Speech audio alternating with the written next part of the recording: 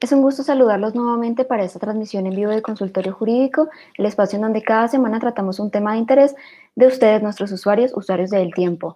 Jairo Acosta y Jorge Mora son abogados docentes de la Facultad de Derecho de la Universidad Libre y serán quienes nos brinden asesoría en el tema del día de hoy, que tiene relación con las deudas y la relación también con el embargo del salario. A los dos, bienvenidos al programa de hoy.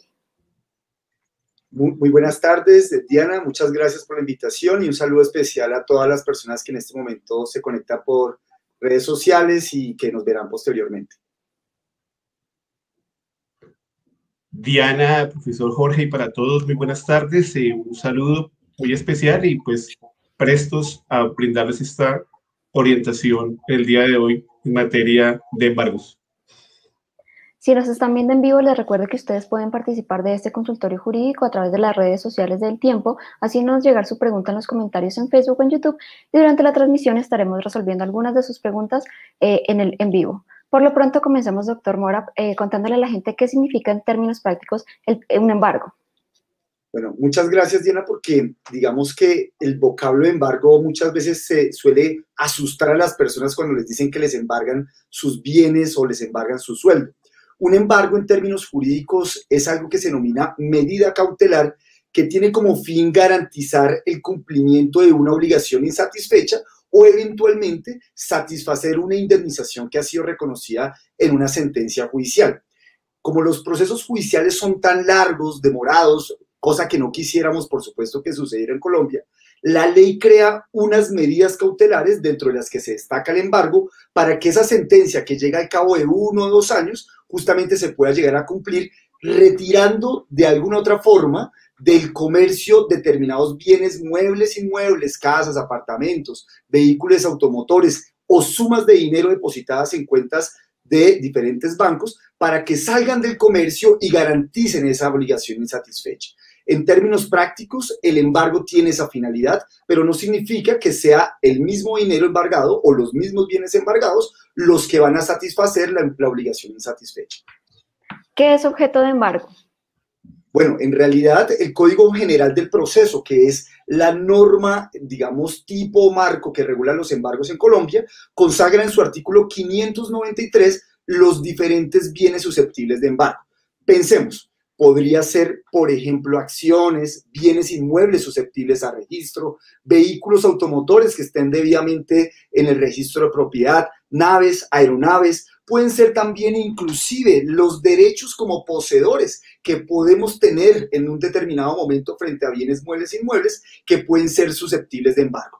Todos estos bienes susceptibles de embargo, como muy bien lo decía, son retirados del comercio y eventualmente los bienes inmuebles o los bienes que tienen un registro de propiedad, ese embargo va a ser debidamente registrado en dichos folios de matrícula inmobiliaria, tratándose, por ejemplo, de los bienes inmuebles. ¿No pagar una deuda se traduce inmediatamente en un embargo? Bueno, no necesariamente. Debemos tener en cuenta que hay varios tiempos. En primer lugar, lo que debe ocurrir es que el acreedor, ¿no es cierto?, de esa obligación debe promover una demanda ante un juez. Y esa demanda puede ser de naturaleza civil, de naturaleza de familia, de naturaleza laboral. En todas esas áreas del derecho existe la posibilidad de iniciar este proceso que se llama proceso ejecutivo, ¿no es cierto? Entonces, en ese proceso ejecutivo, pues se relaciona, se establece la deuda y se indican sobre cuál de los diferentes bienes que tiene ese deudor va a recaer la medida de embargo.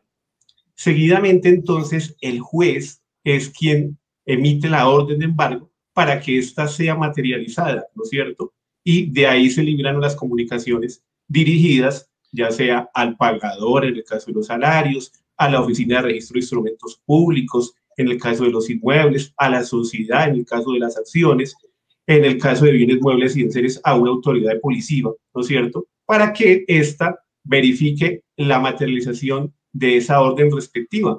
Entonces, hay varios momentos, ¿no? Y entonces, después de que se verifique la medida como tal, que luego se le comunica al juez respectivo, pues entonces podemos decir que formalmente tenemos un embargo, pero no opera de manera inmediata. Bien, nos dice Ginette Jiménez, una casa que está como patrimonio familiar, ¿el banco puede embargarla o puede hacer algo con la casa? Bueno, entonces en ese escenario, ¿no es cierto?, donde hay un patrimonio de familia que en principio es inembargable, que no podría perseguirse el bien, pero que además es soporte de una creencia de una entidad financiera, en esos casos sí, obviamente la entidad financiera puede perseguir el bien, porque claro, ese bien es la garantía del cumplimiento de una obligación. Entonces, claro, cuando se constituyó, si bien quedó la limitación que no se podía embargar, ¿no es cierto?, el acreedor tiene la facultad de hacer exigible su obligación.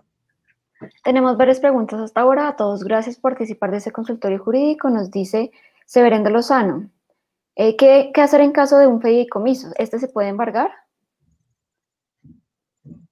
Bueno, en realidad, un fideicomiso, estamos hablando de un patrimonio autónomo que tiene unos bienes y que por ende tiene de alguna otra forma un conjunto de bienes, muebles e inmuebles que hacen parte de ese fideicomiso. Ese fideicomiso puede contraer a su vez obligaciones con terceras personas y al no satisfacer dichas obligaciones pueden ser susceptibles de embargo. Claro está, es importante tener presente que para efectos de la embargabilidad o no de esos bienes habrá que mirar justamente cuál es el tipo de obligación que se constituyó y dar procedibilidad a dicho embargo. Bien, y una de las preguntas frecuentes, que incluso tenemos una nota en el tiempo.com que ustedes pueden consultar a esta hora bajo el título de consultorio jurídico, es si se le puede a una persona embargar el salario por la deuda con un banco. Bueno, por supuesto, claro que es posible que se embargue el salario de una persona por una obligación insatisfecha con un banco, pero aquí es importante que se tengan presentes varias cosas. Lo primero es que no se podrá embargar por más allá del salario mínimo legal vigente. Entonces, es importante que las personas que tengan en este momento un salario mínimo legal vigente tengan la tranquilidad de que en principio un banco no puede embargar esas obligaciones insatisfechas. Ahora, el Código Sustantivo del Trabajo, que es la norma que regula los derechos y las obligaciones existentes entre los trabajadores y los empleadores, menciona de manera muy clara que si la persona gana más de un salario mínimo, el excedente de este salario mínimo legal vigente sí podrá ser embargado. Pero cuidado con lo que les voy a decir a continuación, solo hasta una quinta parte de ese excedente. Esta es una regla general que tenemos en materia de embargabilidad de salarios, pero es importante que ustedes tengan presente que si se generan obligaciones, por ejemplo, de cara con una cooperativa o obligaciones de naturaleza alimentaria, en ese caso sí podrá embargarse hasta un 50% del salario mínimo legal vigente. De tal forma que la invitación es justamente observar quién es el acreedor y a partir de esto responder la pregunta de si se me puede embargar o no el salario.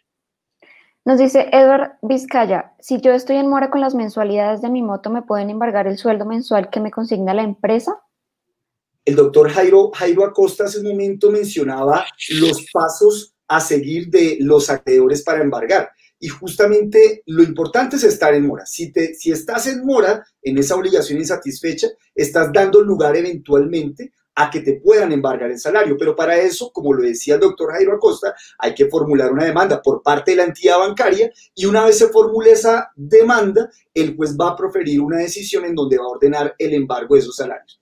Es muy importante, Diana, que las personas que también nos están escuchando y que pueda que no sean deudores, pero que sí sean empleadores y a quienes se les informa justamente esta orden de depositar a órdenes del juzgado el dinero, quiero que tengan presente ustedes, amigos y amigas empleadores, que de alguna otra forma ustedes deben cumplir esa orden de depositar esas sumas de dinero de sus trabajadores a órdenes del despacho, so pena de convertirse de forma solidaria en deudores de dicha obligación. Estamos hablando no solamente de algo que deben cumplir los deudores, que van a verse afectados, sino que eventualmente los empleadores que no cumplan esta orden judicial pueden verse afectados. Bien, doctor Jairo, ¿tiene algo que decir al respecto? Sí, es importante que se tenga en cuenta que los diferentes bienes que conforman el patrimonio de una persona son susceptibles de la medida de embargo. Entonces, en estos casos, el acreedor es quien viene a verificar cuál de esos bienes le sirve.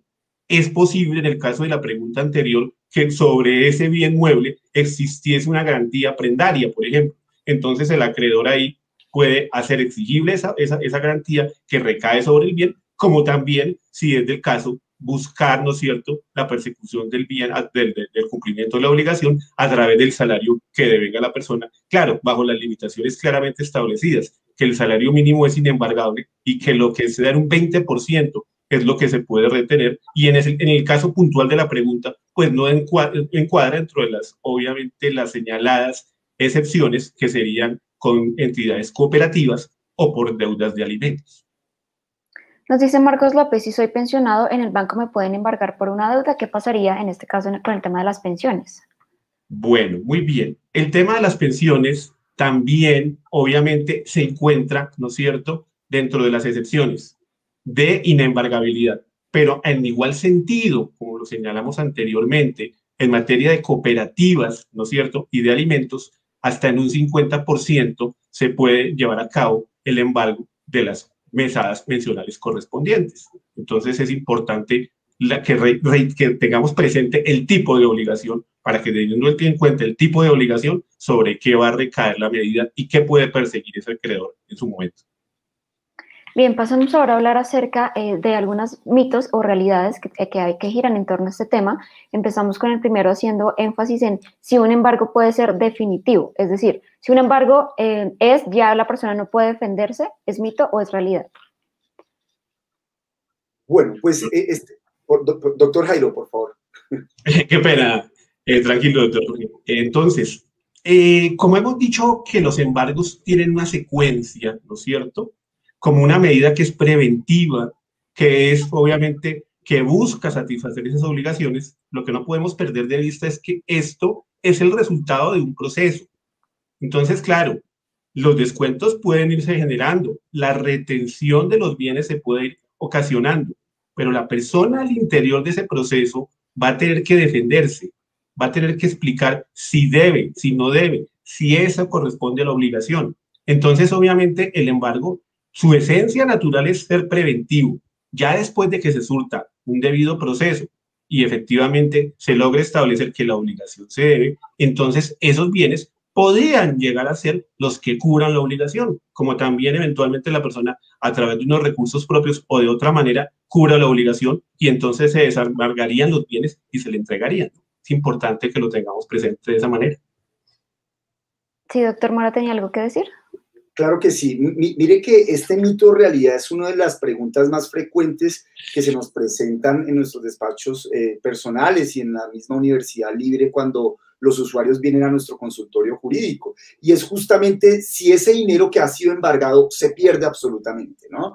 Y esto es importante que se tenga presente porque el dinero, como lo decía el doctor Jairo Acosta, es una garantía del cumplimiento de una obligación al parecer insatisfecha. Si el deudor demuestra que ha cumplido con esa obligación, pues ese dinero retornará al patrimonio de ese aparente deudor que incumplió la obligación.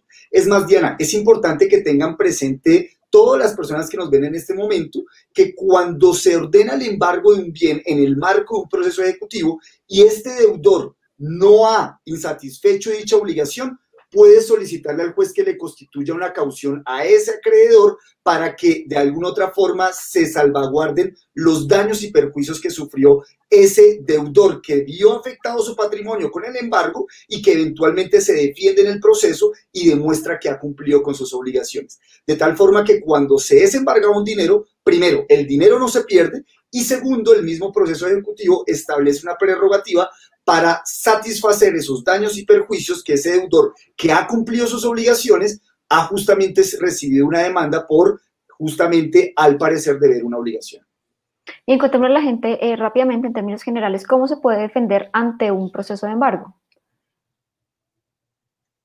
Bueno, pues ante un proceso de embargo, de alguna otra forma se defiende ante el mismo juez que decretó ese embargo y ese mismo juez que decretó el embargo va a tomar decisiones relacionadas con esta medida cautelar. Puede ordenar su levantamiento, puede ordenar su modificación, puede ordenar una sustitución de un embargo de un bien sobre otro bien. En otras palabras, será la defensa ante el mismo juez que en principio decretó esta medida cautelar. Ahora bien, Diana, es muy importante tener presente que la mejor forma de defenderse frente a un embargo es demostrando que se ha cumplido con la obligación aparentemente insatisfecha. Esto es muy importante porque si la obligación sigue insatisfecha, a pesar de esas múltiples opciones que la ley da, la obligación va a resultar insatisfecha y justamente esa es la razón de ser de la medida cautelar. Vamos con una pregunta del público. Nos dice Edgar Gómez en Facebook, ¿cuándo caduca una deuda y deja de ser embargable? Bueno, hay que mirar el tipo de naturaleza de obligación porque cada obligación es distinta, ¿no es cierto? Entonces aquí pues debemos referir dos conceptos distintos que serían prescripción y caducidad. Lo que prescribe serían ese tipo de obligaciones, ¿no es cierto? Entonces no podríamos hacerlo más puntual, ¿no es cierto? No de caducidad, sino de prescripción. Entonces lo que se mira es la exigibilidad de la obligación y la ley obviamente nos señala diferentes términos de caducidad. Acción ejecutiva con un título normal 5 años, en títulos valores, unos son de 3 años, una letra de cambio, un pagaré, una factura cambiaria de compra-venta. Entonces, claro, ¿eso qué hay que hacerlo? Alegarlo al interior del proceso. Es posible que a la persona le practiquen una medida cautelar que, como lo hemos venido señalando a lo largo de la sesión, es de carácter preventivo. Pero si la persona logra establecer, por ejemplo, que prescribió la obligación, pues obviamente el resultado del proceso es que la base debe declarar ese fenómeno, se va a liberar a la persona de la obligación y se va a decretar el levantamiento de las medidas cautelares con un evento importante, ¿no? Eso le generó un perjuicio a la persona y ese perjuicio, ¿no es cierto?, de ese bien que no pudo utilizar, de esos términos que se le retuvieron, va a poder cuantificarlos para que pues eso lo asuma el acreedor que lo demandó injustificadamente. Entonces, es importante que lo tengamos en cuenta. Doctor Mora, ¿iba a decir algo? Bueno, simplemente hay que decir una cosa muy importante frente a la anterior pregunta, y es que las obligaciones, cuando son insatisfechas, pueden dar lugar a embargos. Lo que va a hacer eventualmente no es evitar el embargo, sino simplemente defenderse frente a la prescripción de dicha obligación, que como ya lo decía el doctor Jairo Acosta hace un momento, pues esa prescripción dependerá del documento o del título ejecutivo, digamos, documento en donde se constituyó esa obligación. Seguramente ustedes han escuchado hablar de letras de cambio, cheques, pagarés o eventualmente actas de conciliación u otro tipo de documentos. Cada uno de estos documentos tienen unas fechas de prescripción distintas desde el momento en el que se hace exigible la obligación, pero esa obligación, sin más por más, da lugar a la embargabilidad de los bienes del deudor. ¿Es el embargo de bienes lo mismo que el secuestro de bienes? Pues Diana, esa es una pregunta muy importante porque fíjense ustedes que, como lo decíamos en la primera pregunta, existen diferentes medidas cautelares que la ley estableció para garantizar el cumplimiento de esas obligaciones insatisfechas. Unas de esas medidas cautelares es el embargo y otras el secuestro. El secuestro es quitar la tenencia material del bien objeto. El secuestro es quitar la tenencia material del bien objeto de medida cautelar de ese propietario, justamente para que se ponga órdenes del juzgado. Lo que pasa es que tratándose del embargo de bienes, cuidado con lo que les voy a decir, muebles, aquellos bienes que yo puedo mover de un lugar a otro, una impresora, un computador, una nevera, este tipo de bienes muebles, el embargo se va a materializar con la retirada de la tenencia de ese bien, con el secuestro. Entonces estamos hablando de dos medidas cautelares diferentes, pero tratándose del embargo de bienes muebles, este embargo se va a materializar con el secuestro. Es probable que ustedes hayan escuchado hablar de personas llamadas secuestres, que son nombradas por el juzgado, nombradas por un juez, justamente para que administren este bien objeto de secuestro. Y claro está, estos secuestres tienen que rendir cuentas ante el despacho judicial por los bienes que han sido secuestrados. Nos dice un usuario, ¿qué pasa con esas personas que no tienen nada a su nombre y todos sus bienes pasan a terceros?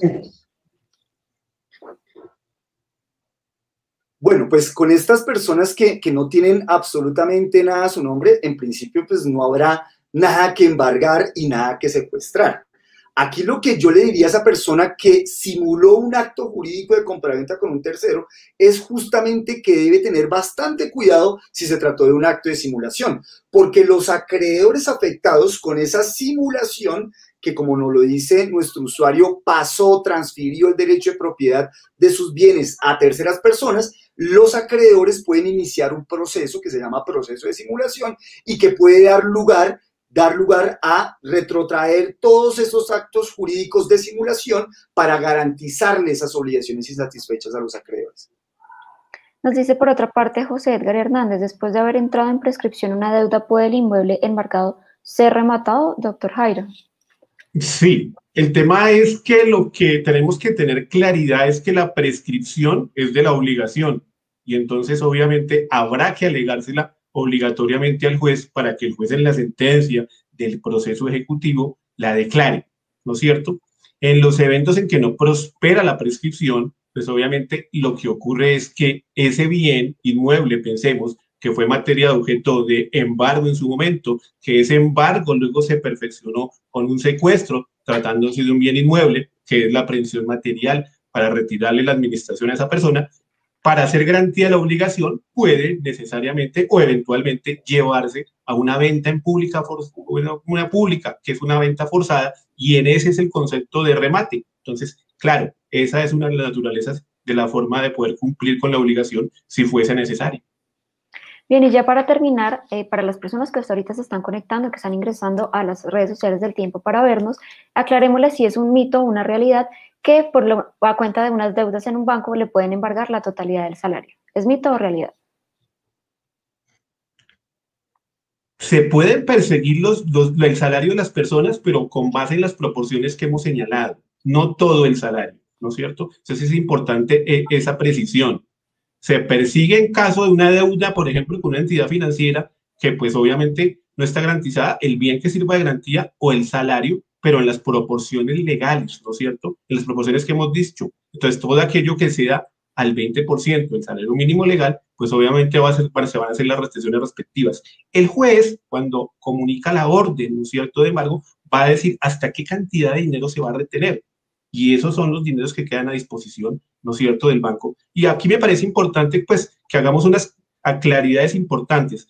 En esencia, uno al interior del proceso se defiende de la existencia de una obligación y en punto a los embargos, eventualmente lo que puede hacer es buscar, ¿no es cierto?, la reducción de los embargos si son excesivos, ¿no es cierto?, o que o permita prestar una caución para que se levante la medida de embargo. Entonces, yo pienso que también es una claridad importante para que lo tengamos en cuenta. Doctor Mora, su conclusión para cerrar el programa de hoy. Bueno, mi conclusión para todas las personas que actualmente están siendo afectadas por un embargo es justamente que observen la naturaleza de la obligación que dio lugar a ese embargo. Eso es lo primero que hay que tener que identificar.